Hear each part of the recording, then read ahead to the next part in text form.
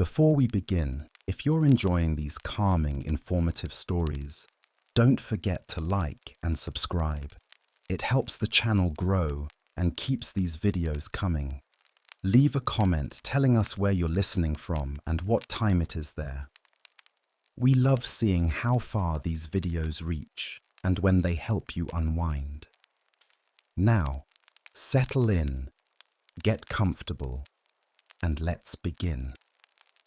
It is often said that wars are fought by soldiers, but it is in the quiet, dimly lit halls of military hospitals where some of the most enduring battles take place. There, the fight is not against bullets or bombs, but against time, infection, trauma, and heartbreak. Through the eyes of nurses, we glimpse a different side of World War II. One of courage, compassion, and resilience that existed just behind the front lines. When war broke out in 1939, thousands of women across the globe volunteered to serve as military nurses. Some were already trained professionals. Others learned on the job. They came from different countries, spoke different languages, and followed different customs. But they were all united by the urgent need to care for the wounded and the dying. In Britain, the Queen Alexandra's Imperial Military Nursing Service rapidly expanded. Young women, many in their early 20s, traded civilian life for the unpredictability of war. They were issued standard-issue uniforms, were taught military protocol, and trained in triage, wound care, and managing epidemics. Soon after, they found themselves aboard hospital trains, in makeshift field tents, and aboard floating hospital ships, moving with the front lines, tending to soldiers from every imaginable background. In the United States, the Army Nurse Corps and Navy Nurse Corps experienced a massive influx of volunteers. Over 59,000 American nurses served in World War II. These women were deployed to every theatre, from the Pacific Islands to the beaches of Normandy. Some served under fire, others were captured and held as prisoners of war. Their roles were as dangerous as they were vital. In the Soviet Union, nurses were part of nearly every combat unit. Often armed and operating within the thick of battle, Soviet medics, many of them women, dragged the wounded from trenches under sniper fire, performed emergency surgeries with bare hands, and continued their duties amidst bombings. These women were treated as comrades in arms and were often awarded for their bravery. To understand the daily life of a World War II nurse is to witness the war's emotional and physical toll up close. A nurse's shift did not follow a clock. It began when the wounded arrived and ended only when every soldier had been seen. Triage zones overflowed. Operating rooms improvised, supplies ran low, and yet the nurses endured. Their day might start with the arrival of a convoy, trucks or ambulances packed with injured men, some conscious, others unconscious, some moaning, others silent. Their uniforms were often soaked in blood, their boots caked with mud. Nurses had minutes to assess who could be saved and who could not. It was not only a test of skill, but also of emotional strength. One nurse, stationed in North Africa, wrote in her diary, "I held a boy's hand as he died. He couldn't have been more than 18. He asked for his mother. I told him she was there, holding him. I told him he could sleep." For many nurses, the physical wounds were only one part of the job. The psychological trauma, shell, shock, what we now call PTSD, required just as much attention. Nurses became not only caregivers but counselors. They offered soothing words in the middle of the night, sang softly to calm trembling hands, and listened to the fears that soldiers couldn't voice to anyone else.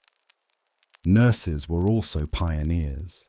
They helped advance battlefield medicine, techniques like blood transfusion under combat conditions, the use of penicillin and sulfur drugs, and mobile surgery units were implemented and refined by nurses working side by side with doctors under unimaginable stress. Their ability to remain calm under pressure often meant the difference between life and death. But the dangers were ever present. Hospitals were bombed, ships were torpedoed. In 1942, during the fall of the Philippines, dozens of American and Filipino nurses were captured and became prisoners of war.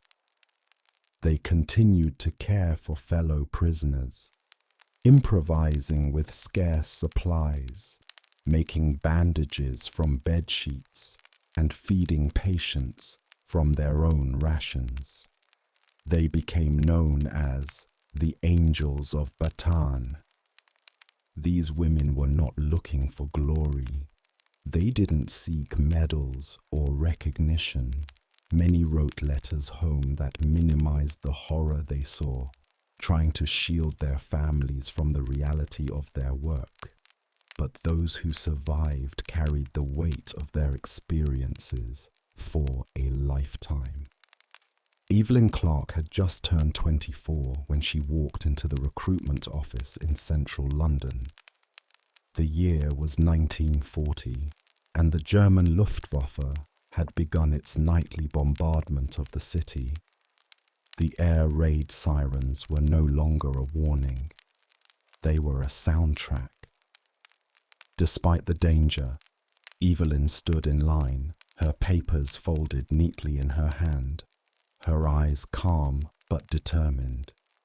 She had been a nurse at St. Bartholomew's Hospital, tending to civilians injured during the Blitz. The hospital corridors, once places of quiet healing, had transformed into emergency wards that echoed with groans and hurried footsteps.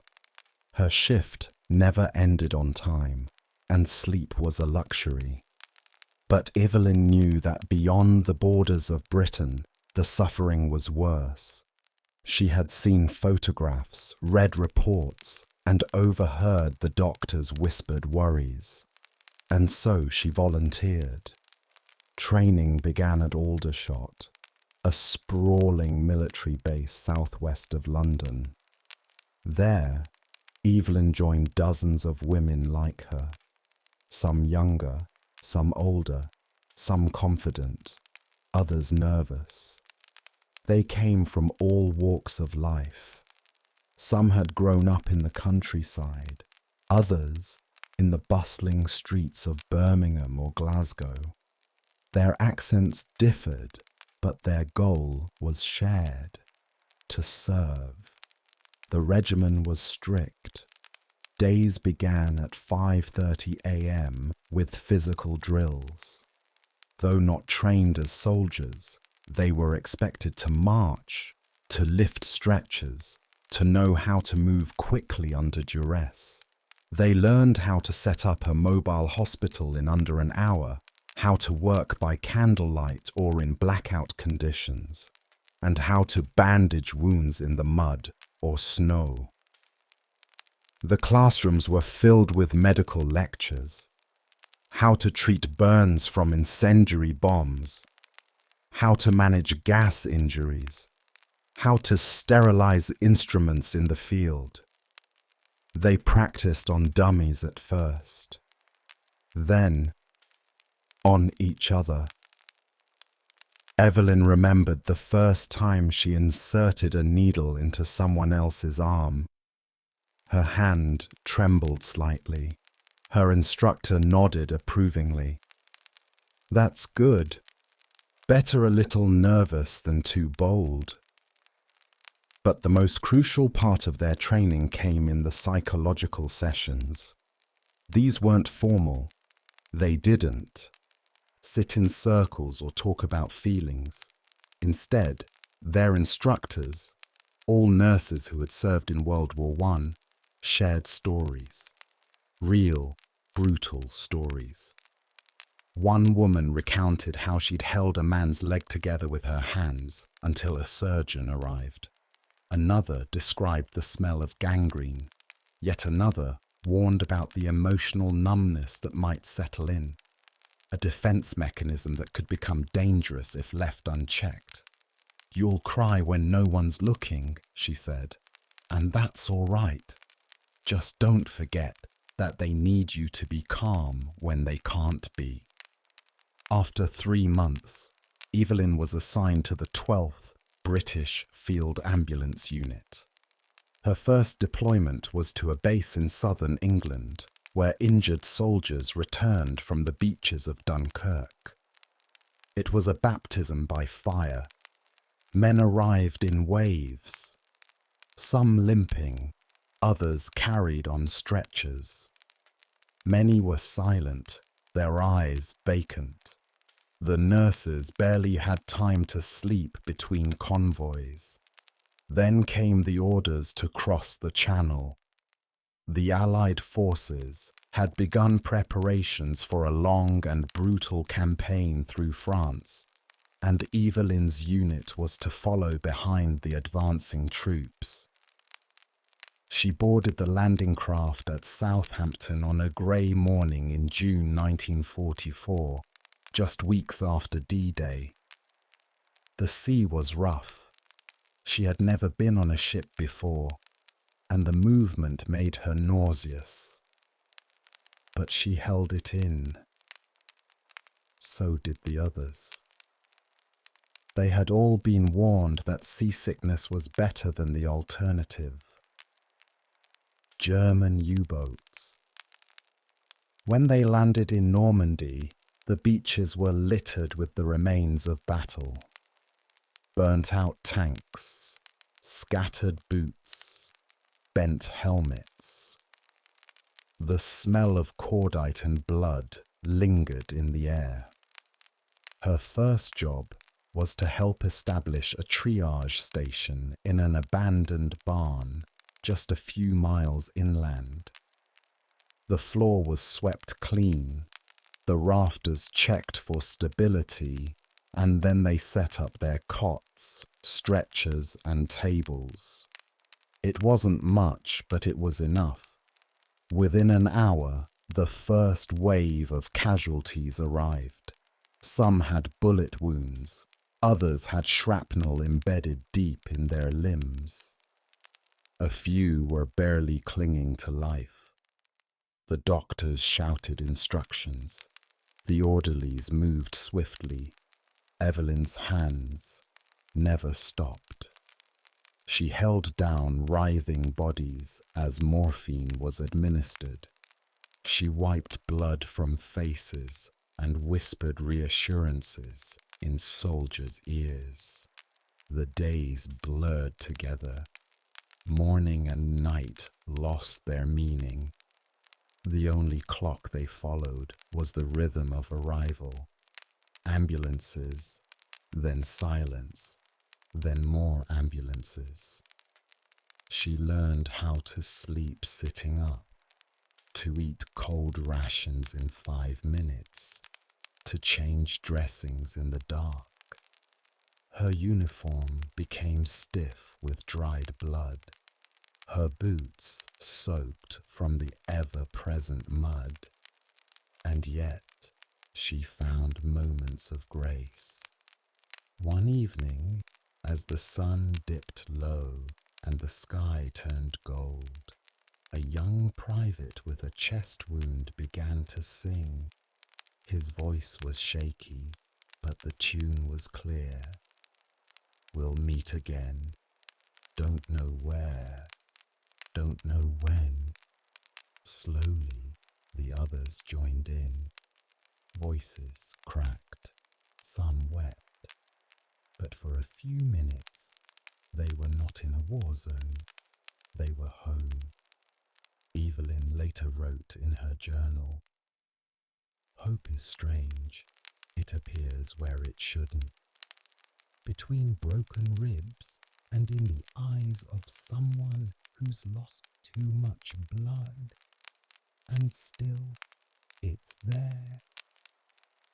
Her patients were not just names or cases. They were people with stories. One had been a baker from Liverpool, another a violinist from Vienna fighting for the Free French, a third, no older than 16, had lied about his age to enlist. Evelyn listened when she could, not out of duty, but out of need, for both of them. The emotional toll was heavier than the physical. There were nights she couldn't sleep, haunted by the faces of those she couldn't save. She dreamed of calling their names and hearing silence in return, but there was no time to grieve. Only time to move forward, always forward. As the Allies advanced, so did the field units.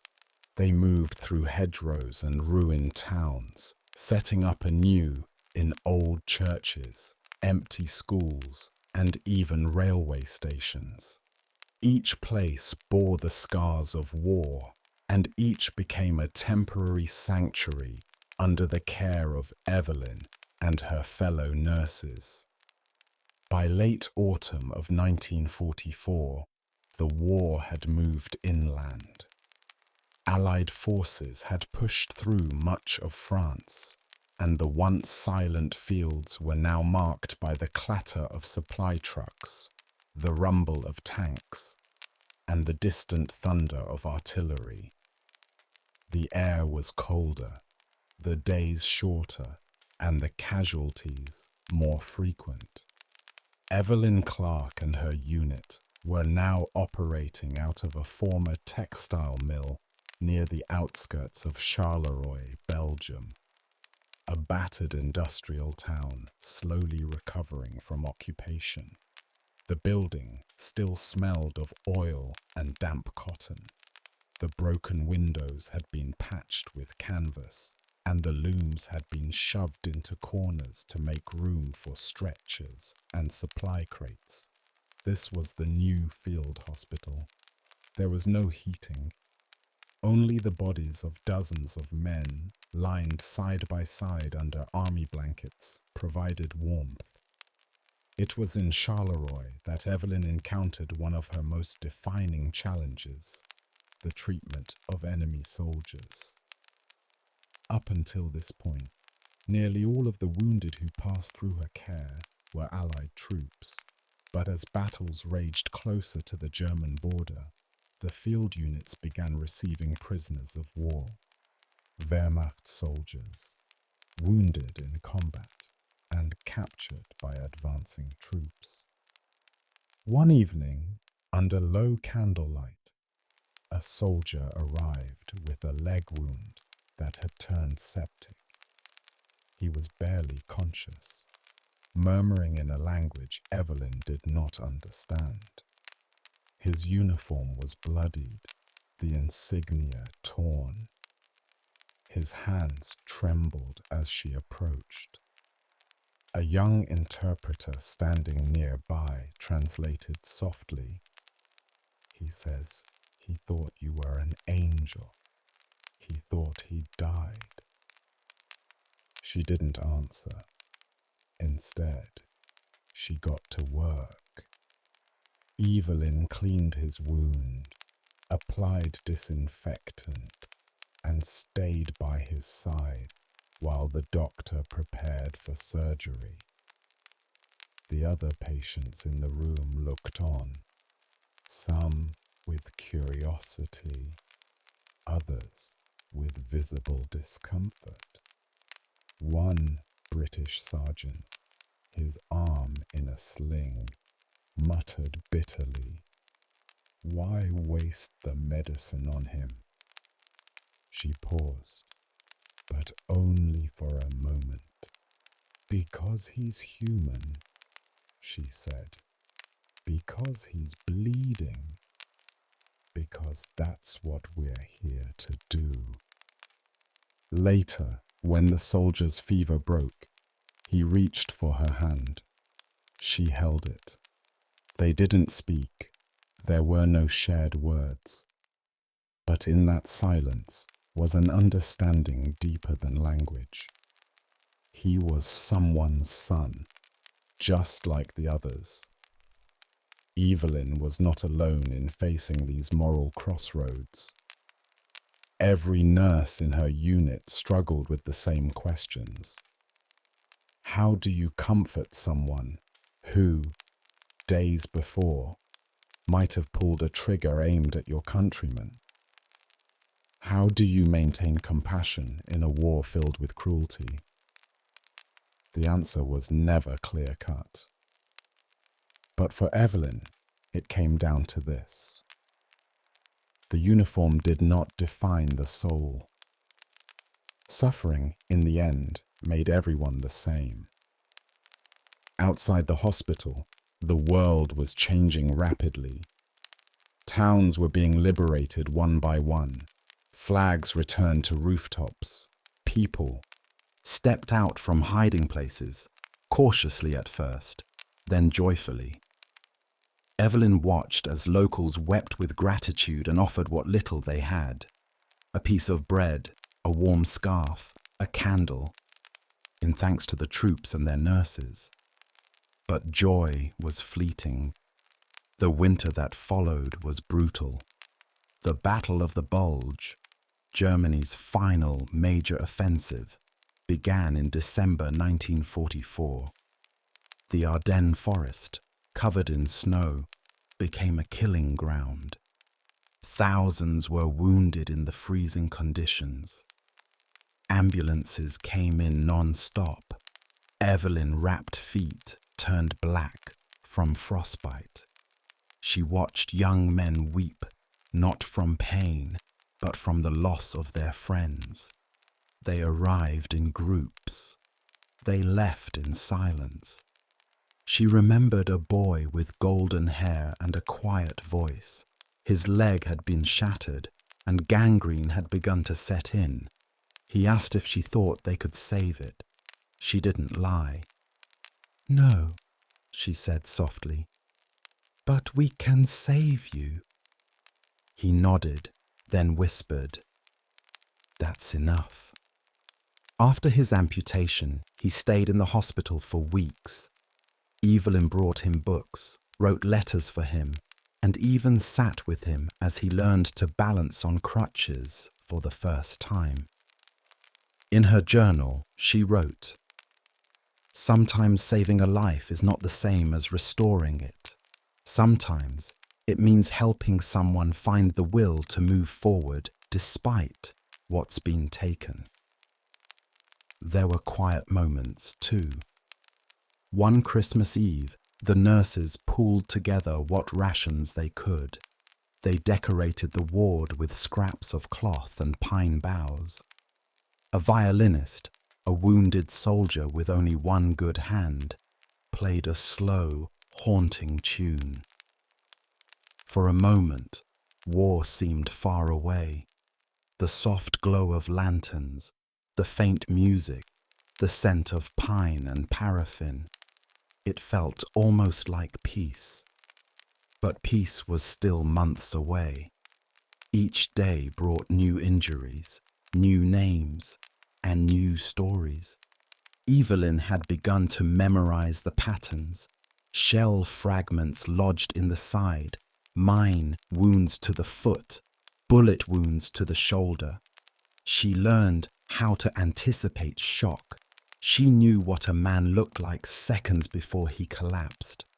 Her hands moved instinctively now, precise, steady, but her heart still caught in her throat whenever a body went limp beneath her care. Fatigue set in like a second skin. The nurses didn't talk about it much. They just carried on. Tea was brewed whenever the chance arose.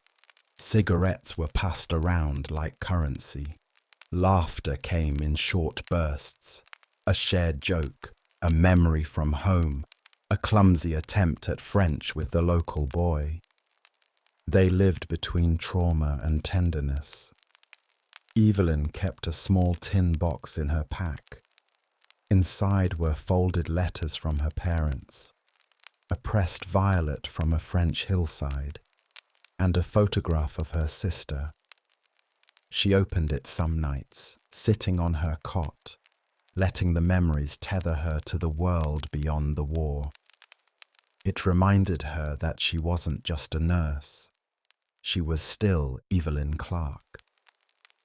By early spring of 1945, Evelyn Clarke's unit crossed into Germany. It was a strange transition. The border was marked not by a sign, but by silence. The roads were more broken, the towns more deserted.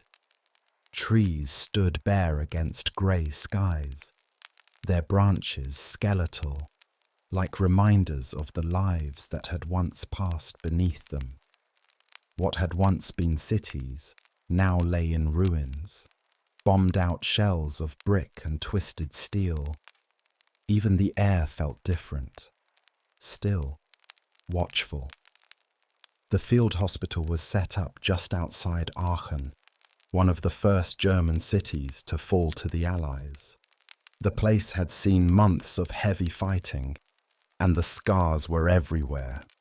Scorched buildings, collapsed roofs, churches with their stained glass shattered and scattered across the ground like frozen rainbows. But the fighting hadn't stopped. The German army, though weakened, continued to resist. New patients arrived daily, British, American, Canadian, and more Germans. Among the first German civilians Evelyn treated was a child. A boy, perhaps 10 or 11, carried in by a US corporal who had found him wandering near a collapsed farmhouse. He was covered in ash, his left arm burned, and his face streaked with soot. He didn't speak, not a word, just stared up at the ceiling as Evelyn cleaned the wounds on his hands.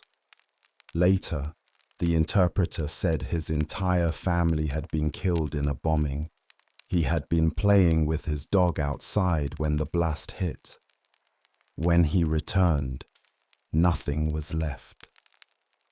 Evelyn sat with him that night. She gave him a tin of condensed milk. Sweet, warm, comforting. He took it slowly, spoonful by spoonful, as if he'd forgotten what food tasted like. She didn't ask his name. He didn't offer it. They just sat there in the glow of a single oil lamp, a nurse and a child, surrounded by the quiet groans of war's aftermath. In her journal she wrote, "The war did not end when the bullets stopped. It lingers in the eyes of children, in the weight people carry, in the things they no longer say." As the Allied forces moved deeper into Germany, Evelyn's unit followed closely behind. The villages they entered were empty or full of civilians too frightened to speak. Some looked at the nurses with suspicion, others with hollow gratitude. The civilians, like the soldiers, were survivors. Different uniforms, different sides, same devastation. And then came the day that changed everything. Evelyn was called to assist at a makeshift triage site near a forested area outside a small town. There had been a discovery, something terrible. The word passed quietly through the ranks. A camp, a concentration camp. She did not know the name at first, only that the stench reached them before the gates did. What they found defied belief. Emaciated men and women lay on cots made of wooden slats. Their faces were skeletal, eyes sunken, limbs trembling. The living barely moved. The dead lay among them, indistinguishable at first from the others. The air reeked of sickness, rot, and despair. It wasn't just a camp. It was a graveyard for the living. Evelyn had seen suffering. She had seen wounds, blood, amputations. But she had never seen this. Starvation so advanced the body no longer resisted. Eyes so distant they barely registered presence. The nurses moved quickly, silently. Boiled water was prepared. Bandages were made from torn uniforms. Evelyn helped lift a woman whose spine was visible through her skin. Her body weighed almost nothing. Evelyn whispered to her, offering soft words in English, then French. The woman nodded once, weakly, then closed her eyes. The liberating soldiers had tried to prepare the medical staff, but nothing could prepare them for the reality of systematic cruelty. This, Evelyn thought, was beyond the battlefield, beyond war. This was what hatred looked like when given structure. Over the next days, the nurses worked with relentless focus. They spoon-fed thin soups, cleaned sores, comforted the dying. Some survivors spoke, others did not. Most were too weak. Every movement had to be slow, measured. Too much food could kill them. Too much light could blind them. Recovery, if it came, would take months. For some, it would never come. Evelyn remembered a teenage girl who clutched a folded scrap of paper, a letter from a brother she had not seen in 2 years. "He told me to stay alive," she whispered. Evelyn sat beside her every evening, reading the letter aloud until the girl could recite it from memory. When she passed away one morning, Evelyn folded the letter into her own journal and kept it there. Weeks later, the camp was taken over by larger medical teams. The survivors were transported to proper hospitals and rehabilitation centers. But the experience stayed etched in Evelyn's mind. The war had always been about loss, of life, of innocence, of homes. But here, it had been about the loss of dignity. She no longer saw uniforms, only bodies, breaking, souls, surviving. The final weeks of the war came not with celebration, but with exhaustion. Evelyn Clarke and her unit had moved east of the Rhine, where the Allied push had begun to slow. The German army was crumbling, its soldiers surrendering by the thousands. Yet even as the fighting thinned, the casualties did not. Mines still exploded. Skirmishes still erupted in villages that hadn't heard the news. And for every soldier sent home, another arrived with wounds that would last a lifetime. The hospital was now set up in a former schoolhouse in Kassel. Children's drawings still clung to the walls in some rooms, faded crayon suns and stick figures beneath trees. Evelyn found it strange to treat gunshot wounds beneath chalkboards. She'd walk into a room and see multiplication tables above the head of a man coughing up blood. The absurdity never stopped being sharp. There was no single moment when the war ended in her mind. The announcement of Germany's surrender came over the radio one rainy afternoon in May 1945. The staff paused only briefly when the message came through. Some smiled faintly. Others cried. A few lit cigarettes and stood in the doorway, gazing out at the empty road as if expecting the air to suddenly change. But then they went back to work. Victory didn't mean peace for the nurses. Not yet. Not when the wounded still filled every room. Not when prisoners were still being discovered.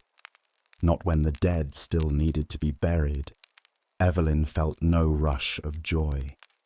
Just a deep, aching fatigue.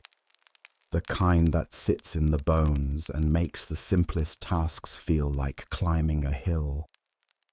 Her hands, once steady and sure, had grown thinner, lined with small cuts and calluses. Her hair, usually tied in a tight bun, had loosened over the months. She rarely looked in mirrors now. There simply wasn't time. Yet, amid all the weariness, something else began to grow. Silence. For the first time in nearly a year, there were entire days without the sound of gunfire. No whine of planes overhead. No tremors from distant explosions. The nurses could hear birds again. Wind through grass. Laughter from civilians reclaiming their streets. It was disorienting. The soldiers under her care changed too. With the war over, many of them began to ask different questions. Not about pain, but about home. Evelyn wrote letters for them, transcribed messages to mothers, wives, sweethearts. She watched strong men weep as they signed their names with trembling hands. One man, an American infantry sergeant, had been in her care for weeks.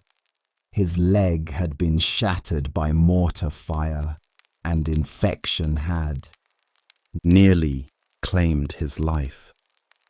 When he finally sat up for the first time, he asked her, "Do you think they'll recognize me back home?" She didn't answer right away. Then she said, "They'll recognize your heart. That's the part that survived." He cried, then laughed, then cried again. With peace came more logistical work. The units were ordered to assist in processing displaced persons, civilians who had been uprooted by the war. Evelyn found herself working with groups of refugees, many of them starving, sick, or simply lost. They came from every corner of Europe: Poles, Czechs, Jews, Russians, orphans, widows, survivors of camps and forced labor. She listened to their stories. Some had walked for days without food. Others had been freed from trucks headed nowhere. They didn't want much, just water, medicine, and someone to believe they still mattered. One day, she helped deliver a baby born to a young woman who had fled a labor camp. It was Evelyn's first time assisting with childbirth, and when the baby arrived, small, silent, then finally crying, she felt something shift inside her.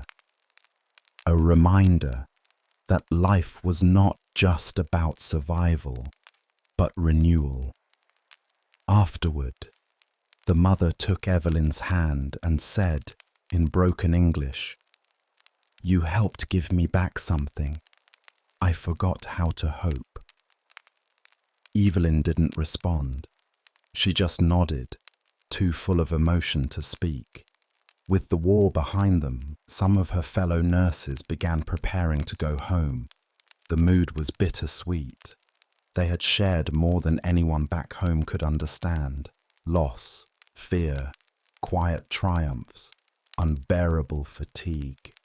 They'd become a family, and now, like all families after war, they were beginning to scatter. Evelyn stayed behind a little longer. There were still patients who needed care, records that needed to be completed, people too sick to move yet. She didn't mind. In truth, she was afraid of what came next. She had entered the war as a nurse, but also as a woman still figuring out who she was. Now, she didn't know how to be anything else. She wondered what London would feel like, what her parents would say when she walked through the door, whether the world she'd left behind would still fit her, or if she'd forever feel like a visitor in her own life. But that thought, too, would have to wait. There were bandages to change, letters to write, a little boy with a cough who needed her attention.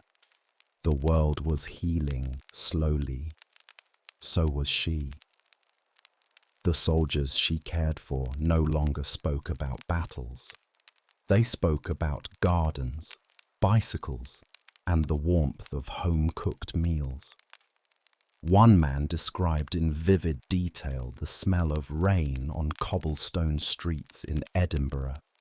Another asked Evelyn what London sounded like when the sirens weren't wailing, if birds returned quickly, or if the silence felt too loud. She answered honestly. "The silence is strange," she said, "but it's kind. It lets you remember things you didn't know you'd forgotten." The makeshift hospital in Kassel was gradually dismantled, its rooms emptied one by one as soldiers were discharged and relocated. Evelyn spent hours sorting supplies, folding linens, and labeling boxes of remaining medication. She helped repurpose cots for nearby orphanages and assisted in converting one wing of the building into a civilian clinic. Each act felt like laying a stone on a foundation, not of war, but of recovery. In quiet moments, she reread letters from home. Her sister had married in the summer of 1944. Her father had taken. to walking along the Thames each evening. Her mother had begun teaching again. Life had continued without her, but not away from her. They spoke of her in every paragraph as if she was still in the room, just temporarily out of sight. Eventually, orders came for her unit's demobilization. Evelyn was to return to London via Brussels, where she would board a transport train with other medical personnel. She stood at the edge of the hospital grounds before leaving, her coat buttoned tightly, her case in hand, and took one last look at the building. The wind rustled the grass. The trees, bare just weeks ago, now wore the first signs of spring. As the train pulled away from the station, she watched the countryside slip past. Rolling fields, rivers swollen with meltwater, distant farmhouses. She didn't feel triumphant. She felt quiet, grounded, different. The journey home was slow and surreal. At the London station, a small group waited.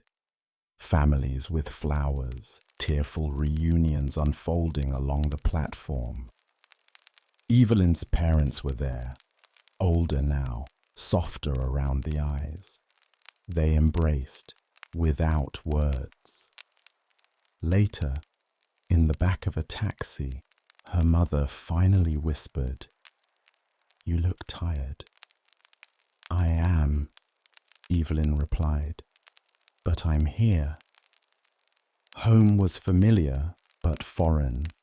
Her old bedroom had been kept mostly the same. Books lined the shelves, her childhood scarf still draped across a chair. She ran her fingers along the dresser, dustless, as if time had waited. The first night back, she lay awake for hours. It was too quiet, the sheets too clean. Her hands searched for a lantern that wasn't there. Her dreams were fragmented. Sterile halls, the smell of ether, the sound of someone calling her name from a field soaked in rain. She began to write, not just in her journal, but in full letters to the families of men she had known. Some were to thank them for the kindness of their sons. Some were to describe a final smile or last words. Others were simply to say, "He mattered." She also visited hospitals still caring for veterans. She sat by their beds, asked about their pain, their hopes, their plans. Not because she was assigned, but because she couldn't stop. She didn't want to. Evelyn eventually returned to nursing in a peacetime hospital. It was calmer, more structured, but she found herself drifting toward the hardest cases, the amputees, the shell-shocked, the chronically ill. She no longer flinched at pain. She didn't need to learn how to comfort people. She already knew. Some days she missed the chaos. Not the war, never the war, but the clarity it gave her. There had been no questions about purpose, no wondering if her work mattered. In those torn-up barns and abandoned schools, in the bleeding hands and fevered eyes, she had seen the best and worst of what humans could be, and she had chosen, over and over, to heal. Years later, when asked about the war, she rarely spoke of the battles. She spoke of names, moments, the look on a boy's face when he learned he would live, the trembling smile of a woman hearing her baby cry for the first time. The long walks back to camp, beneath skies too full of stars to feel real. Evelyn Clarke never called herself a hero. She always said she had simply done what was needed. But those who knew her, those who had survived because of her hands, her voice, her presence, they remembered more. And quietly, in those fading moments before sleep, so did she, in the months that followed her return to London. Evelyn Clarke tried to resume a normal life, but normalcy had become elusive. The rhythms of civilian life were slower, quieter, and at times disorienting. She found herself waking up at dawn instinctively, checking her watch even though there were no triage shifts to attend. She cooked meals in silence. She stood in the grocery line and flinched when something fell loudly behind her. No one spoke about these things, not in public. The men who had come back were encouraged to find work, marry, build lives. The women were expected to return to their pre-war roles as daughters, wives, clerks, or secretaries. But Evelyn couldn't go back. Not truly. She had seen too much, lost too many.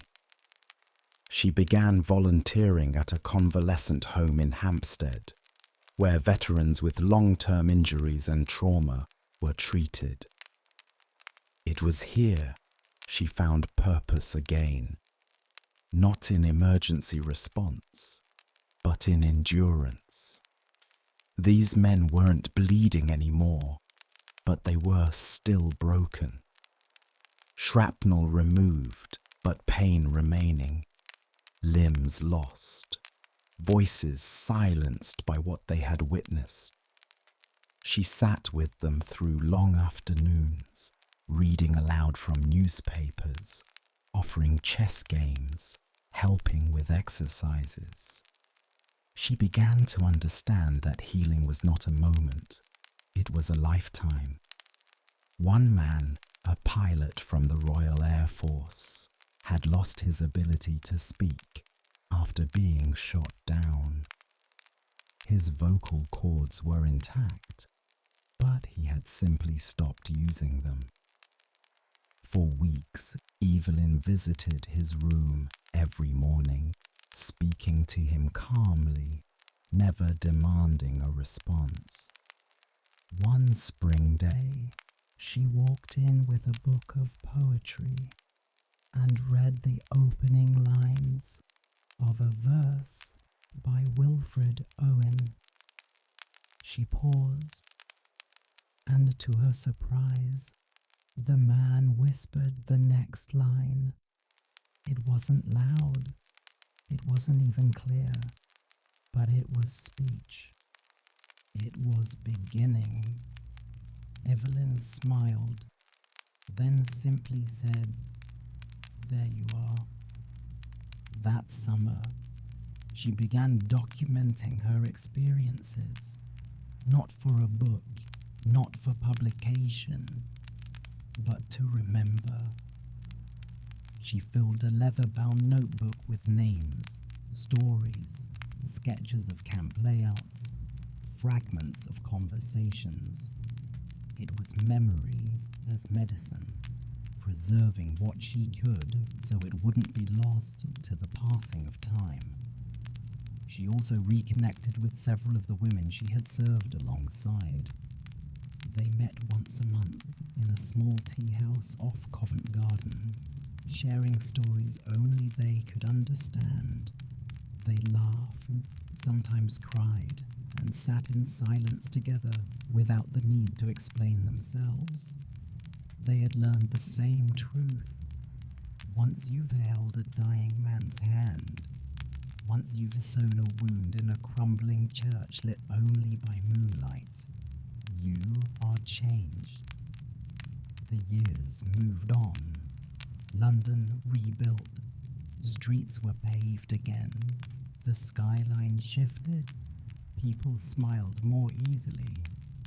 But Evelyn remained steady, still a nurse, still a listener, still someone who carried the quiet weight of what had been endured. She received a small medal in the post one winter, recognition for her service in the European theatre. She placed it in a drawer, not out of ingratitude, but because it didn't represent what she remembered. The true rewards had come in whispers and in glances. The thank you of a man who could barely sit up. The grasp of a trembling hand during an amputation. The breath of a newborn wrapped in a blanket made from a repurposed army jacket. Sometimes she would return to the places she had been. On a rare trip to France, she visited the small village outside Caen where her first field hospital had been set up. The barn was gone. A row of trees stood in its place. She knelt, touched the soil, and closed her eyes. In her old age, Evelyn became a teacher. She lectured young nursing students not just about medicine, but about ethics, about humanity, about care as something more than clinical. Her voice was always calm, steady. She never raised it. She didn't need to. They listened, and in every word she spoke, there was a memory of those she had helped and those she had lost. Evelyn Clarke's teaching became her legacy. The classrooms she stood in were filled with young women who had not known war. Their uniforms were crisp, their notebooks empty, their hands uncalloused. They asked questions about anatomy and infection, about patient charts and post-op care. But Evelyn often paused their lessons to speak about something else. Presence. You must understand, she would say, that no antiseptic or surgical technique can replace the presence of another human being when someone is suffering. You're not just treating wounds, you're standing between pain and fear. Her students were captivated by her quiet intensity. They sensed that beneath her calm voice was a river of lived experience, one not shaped by textbooks, but by long nights in makeshift wards, by the feel of blood-soaked gauze, by the final breath of a man whispering a name she'd never forget. She rarely shared the darkest stories. Instead, she focused on what could be learned, on how to preserve dignity when life was slipping away, how to hold a hand without flinching, how to speak softly, even when everything around you was screaming. Occasionally, she would bring out her worn leather notebook. She never let anyone read it fully, but she'd quote from it when something struck a chord. He said, she once read aloud, "Tell her I wasn't afraid at the end." That's all, and I believed him. Her students learned from her how to be more than efficient. They learned to be present, steady, and deeply human in the face of suffering. Many of them would go on to become pioneers in post-war nursing, some in operating theatres, others in mental health wards, some in rural clinics where medicine was still practiced as it had been during the war, with limited tools, boundless effort, and unwavering compassion. Outside of work, Evelyn lived modestly. She kept an apartment above a florist shop near Paddington. She grew herbs in the windowsill, sent birthday cards without fail, and visited the families of those she'd once cared for whenever she could. She never married. She never felt the need to explain why. She was content with quiet, but she was never idle. In 1953, she was invited to Geneva to assist in drafting new medical protocols for humanitarian aid in conflict zones. The Red Cross had read one of her private essays, passed along by a former student, and requested her input.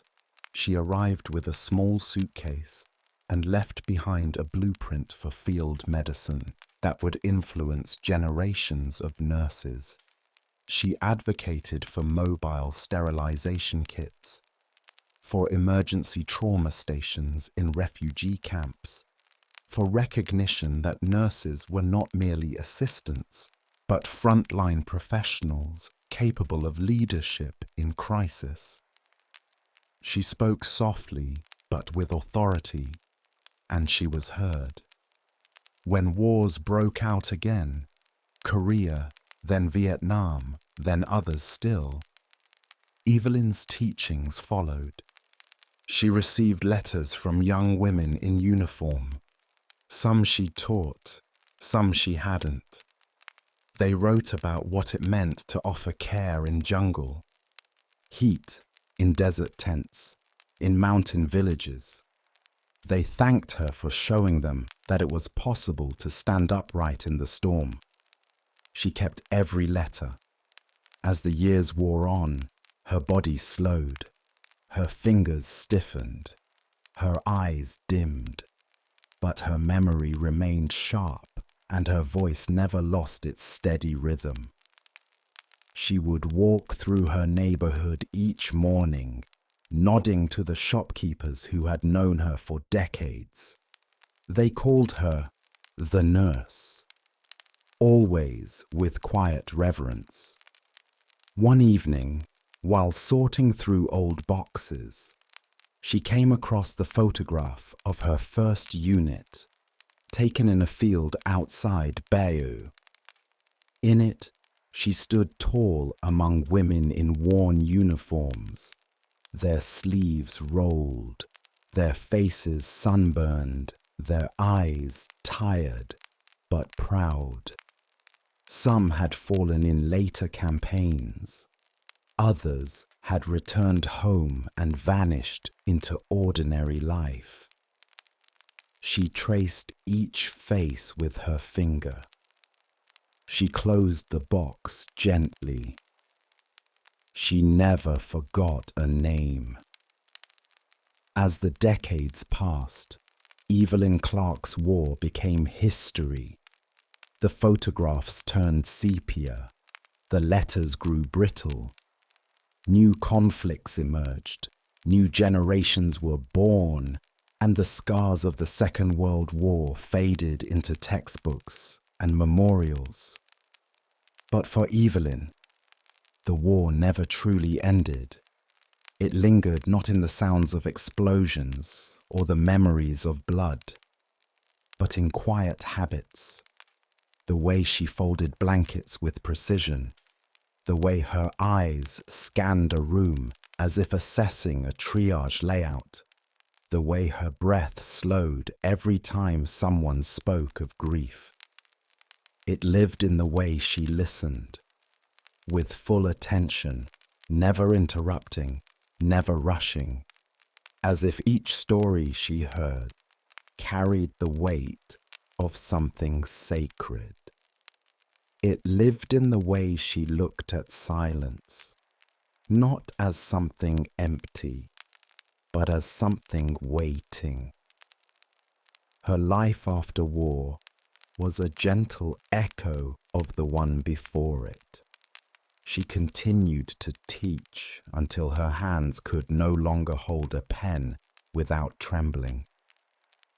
She moved more slowly, but with the same purpose, and when she walked the hallways of hospitals she visited in her later years, people still instinctively made way for her, not out of deference to her age, but to her presence. The nurses who came after her, many of whom had studied under her guidance, would whisper about her with a reverence usually reserved for saints. But Evelyn never sought admiration. She viewed praise the same way she had viewed medals and commendations, respectfully, but with distance. She knew that the real work was not done for applause. It was done in silence, beside the suffering. In the 1970s, as part of a growing effort to document the personal accounts of the war, a historian from the Imperial War Museum contacted Evelyn to request an interview. At first, she declined. She had no interest in public memory, in filtered narratives, or in the glorification of pain. But after several polite letters, and after learning that the historian's own mother had been a nurse in North Africa, Evelyn agreed. She invited him to her home on a quiet Saturday morning. He arrived with a tape recorder and a stack of notes. She offered him tea, placed a folded wool blanket over his chair, and began to speak. For 5 hours she talked, not about strategy, nor about politics, but about people. She described the way a soldier looked when he realized he would live, the way a nurse smiled as she stitched a wound by candlelight, the way the air smelled after the bombing had stopped. That odd metallic stillness. She spoke of the first time she saw a concentration camp and the last time she heard a man call for his mother before slipping into unconsciousness. She didn't weep. Her voice never broke. But when the interview ended and the recorder clicked off, she sat still for several long minutes. Her hands folded in her lap. Her gaze lost in a memory the historian could never enter.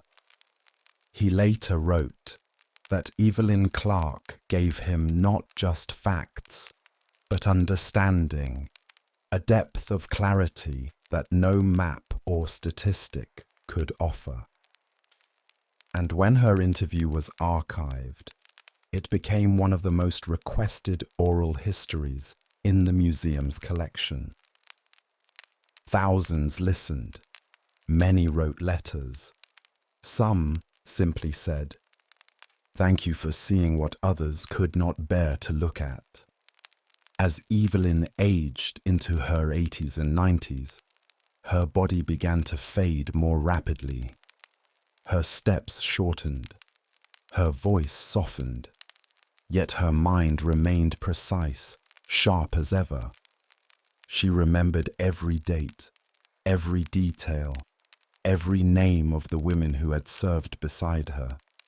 She kept their letters in a box beneath her bed, and once a year she would take them out, lay them on her table, and read each one aloud in a quiet ritual of remembrance.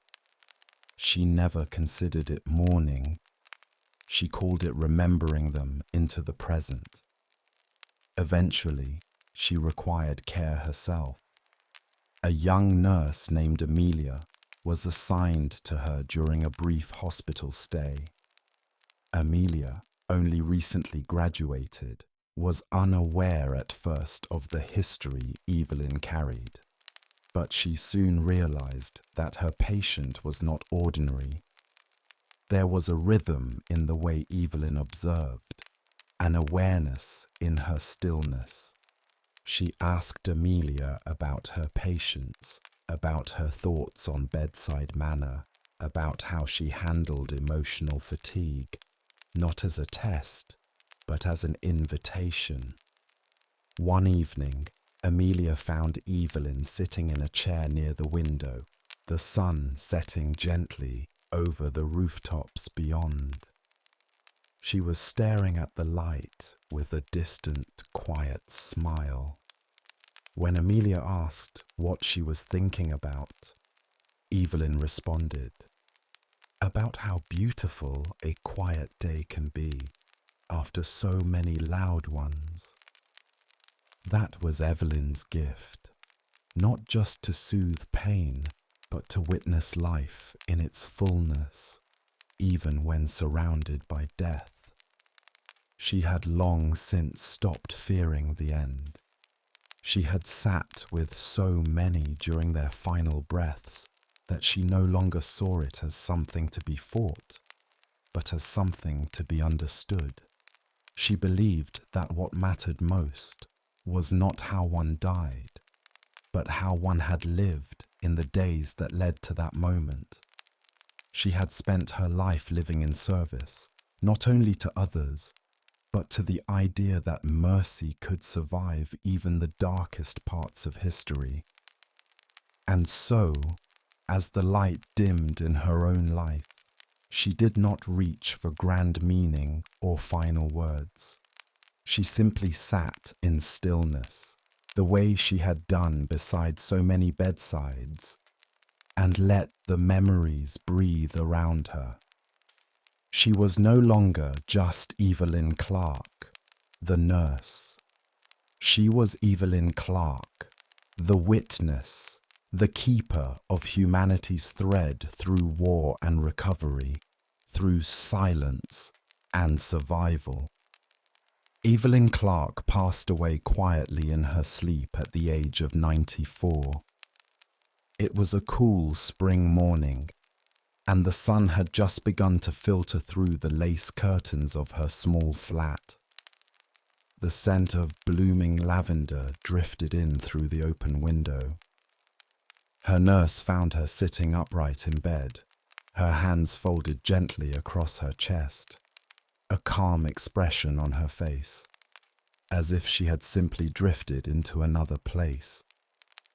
There was no struggle, no sign of pain, just peace, the kind she had spent a lifetime helping others find. The news of her passing travelled slowly, then suddenly all at once. Letters arrived from across the country, from former students, from colleagues, from families of those she had once cared for, many of whom had not spoken to her in years, but had never forgotten her.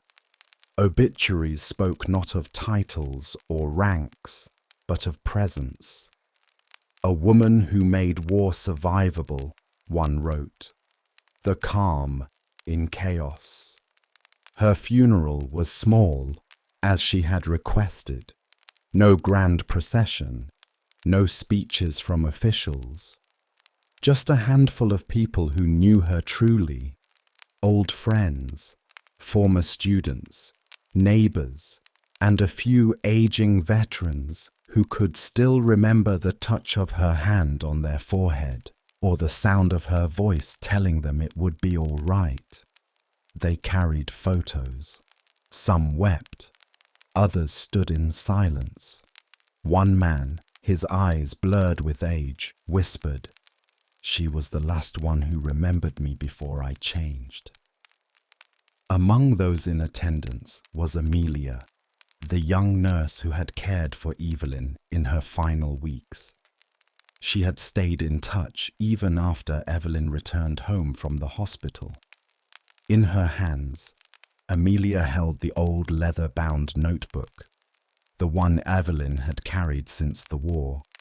It had been left to her in Evelyn's will, accompanied by a single line, "Pass it on when the time is right." Inside were the lives of so many, names, sketches, snippets of voices, long silenced. It was not a record of war, but a record of endurance, of presence, of care in the places where the world had come undone. After the funeral, Amelia returned to her small apartment and began to read. She read for hours, then days. And when she returned to her hospital shifts, something had shifted in her. Her posture was more grounded, her words more intentional. She spoke to her patients not as tasks, but as people suspended between fear and healing. She began writing down their stories, their memories, their words, not in the same notebook, but in one of her own. She had learned that witnessing mattered. In the years that followed, Amelia rose through the ranks of nursing. She became an advocate for palliative care, then for veteran health initiatives, then for education. Every lecture she gave began the same way, with the story of a woman named Evelyn, who had taught her what it meant to listen, and the notebook, that old leather-bound archive of a nurse's life, became a touchstone, not displayed, not archived, but used, shared privately among nurses who needed it most, those nearing burnout, those questioning their path, those standing at the edge of exhaustion, wondering if they could go on. They read Evelyn's words, they remembered her silences, and they did go on. Years later, a quiet exhibit was created in her name at the Imperial War Museum. It was not grand, just a modest room with a uniform, a cot, a few letters, and a recording of Evelyn's voice from her interview. Visitors would pause, headphones over their ears, listening to her steady words as they stood before photographs of war. And without fail, many would cry, not because they heard tragedy, but because they heard grace. Because, in the quiet voice of a nurse who had stood at the edge of history, they heard what it meant to be human. Years after Evelyn Clarke's passing, her story continued to ripple through lives she had never touched directly. Her name was spoken softly in lectures, in mentoring sessions, in hospital corridors, where young nurses were still finding their footing. Some didn't know her full story, only that she had been someone who had seen the worst and responded with care. That was enough. Her legacy had become a kind of shared wisdom, a presence that shaped the culture of nursing long after her voice had gone quiet. In one hospital in Manchester, a new program was launched for young nurses just beginning their rotations. It was called the Clarke Circle. It wasn't part of the official curriculum. There were no exams, no schedules, just a gathering once a month, tea in hand, lights dimmed, stories exchanged. Senior nurses would talk about patients they'd never forget. The younger ones would ask questions they were afraid to raise in classrooms. How do you sit with someone who's dying? What do you say to a family who's just been told the worst? What happens when you don't have the answers? And always, Evelyn's voice was there, in memory and example. Her quotes were printed in the front of every orientation booklet. You are not just treating a body, you are meeting a person in their most vulnerable moment. Her story was not used to inspire in the cliched sense. It was used to remind, to anchor, to return the practice of nursing to what it had always meant to her: presence, patience, and the quiet dignity of holding space. One particular nurse, Priya, had been struggling. She had joined the profession after caring for her father through terminal illness, convinced she could carry the weight of others' suffering with the same strength she had shown at home. But the constant exposure to pain, to loss, to the quiet bureaucracy of modern healthcare had begun to chip away at her resolve. She felt distant, mechanical.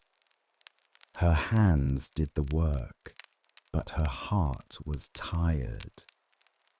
During a night shift, one of the older nurses handed her a worn copy of Evelyn's story, a small booklet now distributed internally, adapted from the original notebook entries. "Just read a few pages," the nurse said. "It helps." Priya read them slowly during her break. She read about mud and makeshift bandages, about singing on Christmas Eve in a barn filled with wounded men, about whispering reassurances to a boy no older than her cousin as he slipped into unconsciousness. But most of all, she read about endurance, not grand heroism, but the simple act of staying at the bedside, staying through the fatigue, staying even when there was nothing left to give. Something shifted, not all at once, but like a breath she hadn't realized she'd been holding finally released. That morning, when her patient, a quiet elderly woman with late-stage cancer, asked if she would sit a moment longer after the medications were done, Priya said yes. No rush, no next task, just presence. She held her hand and said nothing. And for the first time in weeks, she remembered why she had chosen this path. Outside the hospital, the world moved on.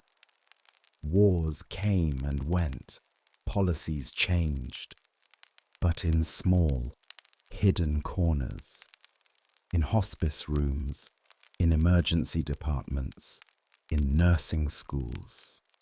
Evelyn Clarke's story continued to breathe. It lived in the hands of those who bandaged wounds gently, in the voices that said, "I'm here," when no other words could help, in the silences that honored pain without needing to fix it. Her memory became not a monument but a practice, not a statue but a gesture. And somewhere in the quiet rooms where lives turn and shift, she was still present, not as a ghost, but as a guide. Because to serve with grace, to witness with steadiness, and to stay when others cannot, that was the lesson Evelyn had left behind. And it was being lived every day by people who might never know her name, but who carried her spirit in the way they chose to care. The last legacy of Evelyn Clarke wasn't built in brick or bronze. It lived instead in the unnoticed, everyday moments, the kind that never made headlines or textbooks, but carried the full weight of meaning. A nurse standing quietly beside a mother who had just lost her child, a caregiver humming a lullaby to a patient slipping away, a hand placed gently on a shoulder at just the right time. These acts did not announce themselves. They left no ceremony in their wake, but they echoed long after. Evelyn had believed, deeply, that history was not shaped only by generals or treaties, but by the accumulation of small mercies. In every war, there are people whose stories never make it to the surface, not because they're insignificant, but because they are too human, too real, too quiet for the noise of recognition. She had devoted her life to that quiet. She had chosen it, preserved it, passed it forward. And so, long after she was gone, the story of the nurse who stayed became something of a quiet legend, not a myth, but a seed, planted again and again in different hearts, taking root in different places. Her memory moved not in celebration, but in practice. There was a nursing school in Nova Scotia where her portrait hung above a doorway, not large or prominent, just enough to be seen when a student paused to gather their thoughts. There was a rural clinic in Poland where her name had been painted on a plaque above the medication cabinet. A note had been taped to it that read, "Compassion before efficiency." There was a home for the elderly in Ireland, where the staff kept a copy of her wartime letters in the break room. They read from them when morale was low. In all these places, Evelyn Clarke's story was not treated as history, but as instruction. One evening, decades after her death, Amelia, now nearing retirement herself, visited the Imperial War Museum one final time. She walked through the same exhibit where Evelyn's voice still played in the corner, gently narrating pieces of the past. Visitors lingered as they always had, headphones pressed to their ears, lips parted in quiet awe. Amelia sat nearby and watched. She thought about the lives Evelyn had touched without knowing, about the nurses who had stayed in the profession because of a page in a notebook, about the patients who had died with dignity because someone had remembered to be still beside them. She thought about the way Evelyn had smiled, not widely, not brightly, but with that steady, knowing warmth that could calm any room. And then she rose, walked past the display, and into the late afternoon light. The air was cool, the sky beginning to blush with evening. And for a moment, she stood still, letting the breeze move through her. She didn't speak. She didn't need to, because some lives are measured not in years or in titles, but in the quiet waves they leave behind, the ways they change the shape of care, the tone of a voice, the steadiness of a hand. Evelyn Clarke had lived such a life, and in doing so, she had ensured that in the most forgotten, fearful corners of history, someone would always be there, calm, present, ready. A nurse in the storm, a light in the quiet, a witness when the world looked away. Always.